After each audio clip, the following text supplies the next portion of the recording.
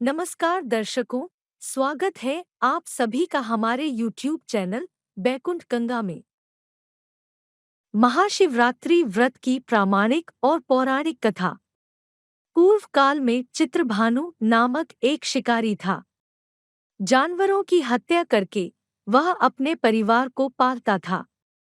वह एक साहूकार का कर्जदार था, लेकिन उसका ऋण समय पर न चुका सका। क्रोधित साहूकार ने शिकारी को शिवमठ में बंदी बना लिया। संयोग से उस दिन शिवरात्रि थी। शिकारी ध्यानमग्न होकर शिव संबंधी धार्मिक बातें सुनता रहा। चतुर्दशी को उसने शिवरात्रि व्रत की कथा भी सुनी। शाम होते ही साहूकार ने उसे अपने पास बुलाया और ऋण चुकाने के विषय में बात की। शिकारी अगले दिन सारा ऋण लौटा देने का वचन देकर बंधन से छूट गया। अपनी दिनचर्या की भांति वह जंगल में शिकार के लिए निकला, लेकिन दिन भर बंदी गृह में रहने के कारण भूख प्यास से व्याकुल था। शिकार खोजता हुआ वह बहुत दूर निकल गया। जब अंधकार हो गया तो उसने विचार किया कि रात जंगल में ही बितानी पड़ेगी। वह वन एक तालाब के किनारे एक बेल के पेड़ पर चढ़कर रात बीतने का इंतजार करने लगा। बिल्व वृक्ष के नीचे शिवलिंग था, जो बिल्व पत्रों से ढका हुआ था। शिकारी को उसका पता न चला। पड़ाव बनाते समय उसने जो टहनियां तोड़ी, वे संयोग से शिवलिंग पर गिरती चली गई। इस प्रकार दिन भर भूखे प्यासे शिकारी का व्रत भी हो गया और शिवलिंग पर बिल्व पत्र भी चढ़ गए। एक पहर रात्रि बीत जाने पर एक गर्भिणी हिरनी तालाब पर पानी पीने पहुंची। शिकारी ने धनुष पर तीर चढ़ाकर ज्यों ही प्रत्यंचा खींची, हिरनी बोली, मैं गर्भिणी हूँ, शीघ्र ही प्रसव करूंगी। तुम एक साथ दो जीवों की हत्या करोगे, जो ठीक नहीं है। मैं बच्चे को जन्म देकर शीघ्र ही तुम्हारे समक्ष प्रस्तुत हो जाऊंगी, तब मार लेना। शिकारी ने प्रत्यंचा ढीली कर दी और हिरनी जंगली झाड़ियों में लुप्त हो गई। प्रत्यंचा चढ़ाने तथा ढीली करने के वक्त कुछ बिल्व पत्र अनायास ही टूटकर शिवलिंग पर गिर गए। इस प्रकार उससे अनजाने में ही प्रथम प्रहर का पूजन भी संपन्न हो गया। कुछ ही देर बाद एक और हिरनी उधर से निकली। शिकारी की प्रसन्नता का ठिकाना न रहा। समीप आने पर उसने धनुष पर बाण चढ़ाया। तब उसे देख हिरनी ने विनम्रतापूर्वक निवेदन किया, हे शिकारी, मैं थोड़ी देर पहले ऋतु से निवृत्त हुई हूँ, कामातुर विरहिणी हूँ, अपने प्रिय की खोज में भटक रही हूँ। मैं अपने पति से मिलकर शीघ्र ही तुम्हारे पास आ जाऊंगी। शिकारी ने उसे भी जाने दिया। 2 बार शिकार को खोकर उसका माथा ठनका। वह चिंता में पड़ गया। रात्रि का आखिरी पहर बीत रहा था। इस बार भी धनुष से लगकर कुछ बेलपत्र शिवलिंग पर जा गिरे तथा दूसरे प्रहर की पूजन भी संपन्न हो गई। तभी एक अन्य हिरनी अपने बच्चों के साथ उधर से निकली। शिकारी के लिए यह स्वर्णिम अवसर था। उसने धनुष पर तीर चढ़ाने में देर नहीं लगाई। वह तीर छोड़ने ही वाला था कि हिरनी बोली, हे शिकारी, मैं इन बच्चों को इनके पिता के हवाले करके लौट आऊंगी। इस समय मुझे मत मारो। शिकारी हंसा और बोला, सामने आए शिकार को छोड़ दूं, मैं ऐसा मूर्ख नहीं। इससे पहले मैं 2 बार अपना शिकार खो चुका हूँ। मेरे बच्चे भूख प्यास से व्यग्र हो रहे होंगे। उत्तर में हिरनी ने फिर कहा, जैसे तुम्हें अपने बच्चों की ममता सता रही है, ठीक वैसे ही मुझे भी। हे शिकारी, मेरा विश्वास करो, मैं इन्हें इनके पिता के पास छोड़कर तुरंत लौटने की प्रतिज्ञा करती हूँ। हिरनी का दुख भरा स्वर सुनकर शिकारी को उस पर दया आ गई। उसने उस मृगी को भी जाने दिया।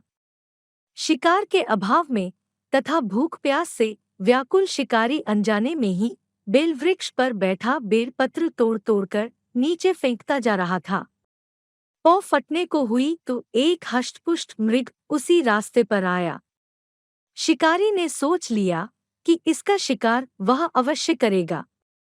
शिकारी की तनी प्रत्यंचा देखकर मृग विनीत स्वर में बोला, हे शिकारी, यदि तुमने मुझसे पूर्व आने वाली 3 मृगियों तथा छोटे छोटे बच्चों को मार डाला है तो मुझे भी मारने में विलंब न करो, ताकि मुझे उनके वियोग में एक क्षण भी दुख न सहना पड़े। मैं उन हिरनियों का पति हूँ। यदि तुमने उन्हें जीवनदान दिया है तो मुझे भी कुछ क्षण का जीवन देने की कृपा करो।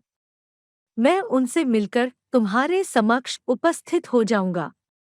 मृग की बात सुनते ही शिकारी के सामने पूरी रात का घटनाचक्र घूम गया। उसने सारी कथा मृग को सुना दी। तब मृग ने कहा, मेरी तीनों पत्नियां जिस प्रकार प्रतिज्ञाबद्ध होकर गई हैं, मेरी मृत्यु से अपने धर्म का पालन नहीं कर पाएंगी। अतः जैसे तुमने उन्हें विश्वासपात्र मानकर छोड़ा है, वैसे ही मुझे भी जाने दो।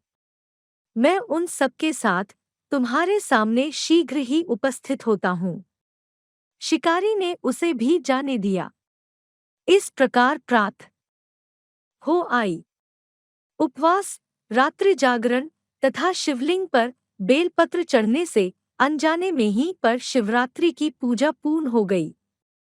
पर अनजाने में ही की हुई पूजन का परिणाम उसे तत्काल मिला। शिकारी का हिंसक हृदय निर्मल हो गया। उसमें भगवत शक्ति का वास हो गया। थोड़ी ही देर बाद वह मृग सपरिवार शिकारी के समक्ष उपस्थित हो गया, ताकि वह उनका शिकार कर सके। किंतु जंगली पशुओं की ऐसी सत्यता, सात्विकता एवं सामूहिक प्रेम भावना देखकर शिकारी को बड़ी ग्लानि हुई। उसने मृग परिवार को जीवनदान दे दिया।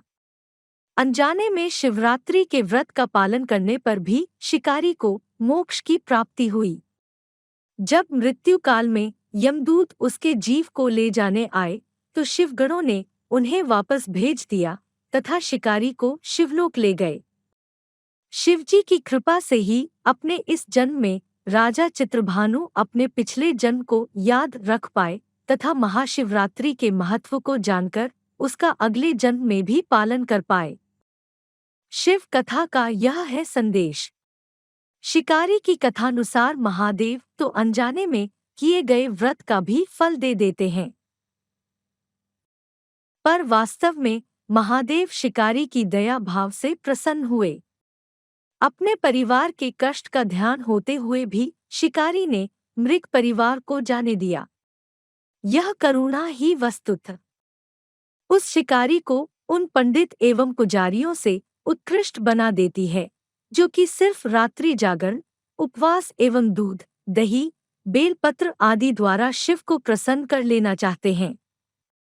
इस कथा में सबसे महत्वपूर्ण बात यह है कि इस कथा में अनजाने में हुए पूजन पर विशेष बल दिया गया है। इसका अर्थ यह नहीं है कि शिव किसी भी प्रकार से किए गए पूजन को स्वीकार कर लेते हैं अथवा भोलेनाथ जाने या अनजाने में हुए पूजन में भेद नहीं कर सकते हैं। वास्तव में वह शिकारी शिव पूजन नहीं कर रहा था। इसका अर्थ यह भी हुआ कि वह किसी तरह के किसी फल की कामना भी नहीं कर रहा था। उसने मृग परिवार को समय एवं जीवन दान दिया, जो कि शिव पूजन के समान है। शिव का अर्थ ही कल्याण होता है। उन निरीह प्राणियों का कल्याण करने के कारण ही वह शिव तत्व को जान पाया तथा उसका शिव से साक्षात्कार हुआ। परोपकार करने के लिए महाशिवरात्रि का दिवस होना भी आवश्यक नहीं है। पुराण में 4 प्रकार के शिवरात्रि पूजन का वर्णन है। मासिक शिवरात्रि, प्रथम आदि शिवरात्रि तथा महाशिवरात्रि। पुराण वर्णित अंतिम शिवरात्रि है नित्य शिवरात्रि। वस्तुतः प्रत्येक रात्रि ही शिवरात्रि है, अगर हम उन परम कल्याणकारी आशुतोष भगवान में स्वयं को लीन कर दें तथा कल्याण मार्ग का अनुसरण करें। वही शिवरात्रि का सच्चा व्रत है।